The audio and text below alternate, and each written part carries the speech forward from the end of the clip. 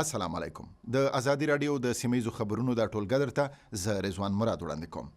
په اوکراین کې د 13 نومبر میاشتې راهیسې په حکومت ضد مظاهرو کې لږ تر لږه 100 کسان وژل شوي دي. دغه مظاهرو په نتیجه کې ویکتور ینوکوویچ د اوکراین له جمهوریت ریاست څخه ګوښه شو او روسیې ته وتښتید. په اوکراین کې دغه مظاهرو قربانیانو ته د درناوي مراسم هم ترسره شول. په همدې حال کې د ملګرو ملتونو عمومي اسمبلی په یو پریکړه لیک کې له روسیې سره د کریم الحاق غیر قانوني بللی دی. روسیې بیا د ملګرو ملتونو دا ګام غندلی دی. د خیبر پښتونخوا په مرکز پیښور کې دولتي روغتونونو روغتیا پالانو په خپلو تنخواګانو کې د زیاتوالي لپاره مظاهره وکړه.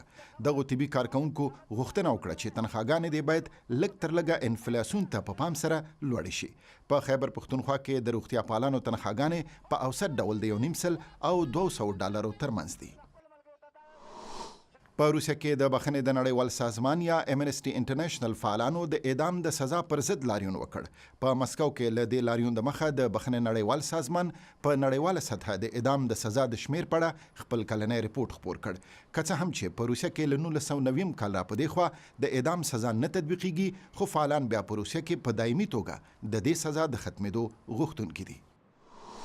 د ګرجستان پایتخت تبلیسي کې د پخواني ولسمشر میخایل ساکاشویلي پلویان د دې هیواد د څارنوالۍ مخ ته راغونډ شول. د ګرجستان لوی څارنوالی پخوانی ولسمشر د پښتنو ګرویږونو لپاره غوښتی و. له میخایل ساکاشویلي څخه د یو شمېر قضیو په اړه تحقیقات کیږي. په دې قضیو کې په 2015 میلادي کال کې په زهرو د دې هیواد د پخواني صدراعظم زوراب ژوانیا د مړینې دوسیه هم شامله ده. خو ساکاشویلي په دې اړه د ځواب ویلو لپاره څارنوالۍ ته حاضر نشو. او د بلاروس په مرکز منسک کې د لرغونو آثارو یو نندارتون پرانستل شو. په بلاروس کې د هنر لس پیړۍ په نامه په دې نندارتون کې 500 لرغوني آثار نندارې ته وړاندې شوي دي. په دغه آثارو کې ځینې د بیزنطین دورې پورې تړاو لري. د لرغونو آثارو په دې نندارتون کې د ارتودوکس مذهب د 12مې پیړۍ یو مقدس صندوق چې د دوهمې نړیوالې جګړې پر مهال په مرموز ډول ورک شوی او هم نندارې ته ایښودل شوی دی.